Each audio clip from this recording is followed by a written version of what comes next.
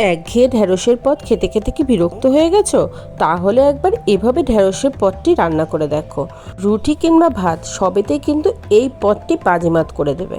এর জন্য প্রথমেই আমি ঢ্যাঁড়সগুলোকে ভালো মতো ধুয়ে একটু বড় করে কেটে নিয়েছি। আর ঠিক একইভাবে খোপ খোপ করে কিন্তু আমি কতগুলো আলু কেটে নিয়েছি। তোমরা চাইলে আলু স্কিপও করতে পারো, আর আলুটা দিলে বেশ ভালোই লাগে খেতে। এবার গরম তেলের মধ্যে আমি আলুটা একটু লবণ ও হলুদ দিয়ে ভালো মতো করে ভেজে নিচ্ছি। আলু ভাজা হয়ে গেলে সেই তেলেই কিন্তু আমি আরও সামান্য লবণ দিয়ে ঢ্যাঁড়সগুলোকে ভেজে নিব। আর এদিকে আমি নিয়েছি পেঁয়াজ কুচি, টমেটো কুচি, আদা কুচি ও লঙ্কা কুচি। ঢ্যাঁড়সগুলো বেশ সুন্দর মতো করে ভাজা হয়ে গেলে আমি তেল থেকে উঠিয়ে নেব। আর এই তেলেই ফোড়নে দিয়ে দেব আদা কুচি। আদাটা তেলে বেশ সুন্দর গন্ধ ছাড়তে শুরু করলেই দিয়ে দিচ্ছি লঙ্কা কুচিগুলো। লঙ্কা কুচি ও আদা কুচির পর দিয়ে দিচ্ছি আমি পেঁয়াজ কুচি। পেঁয়াজ কুচিটা দিয়ে বেশ ভালো মতো করে লাল লাল করে পেঁয়াজটাকে ভেজে নেব। এরপর দিয়ে দেবো এতে টমেটো কুচি। টমেটো কুচি দিয়েও কিন্তু আমি বেশ ভালো মতো করে নাড়াচাড়া করে ভেজে নেব।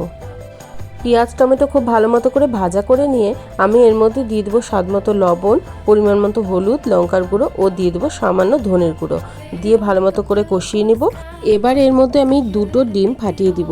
ডিমের যেভাবে ঝুরি হয় ঠিক সেভাবেই পেঁয়াজ টমেটোর সাথে ডিমটা যাতে খুব ভালো মতো করে ঝুরি ঝুরি করে মিশে যায় সেইভাবে কিন্তু কিছুক্ষণ সময় নিয়ে ডিমটা ভাজতে হবে।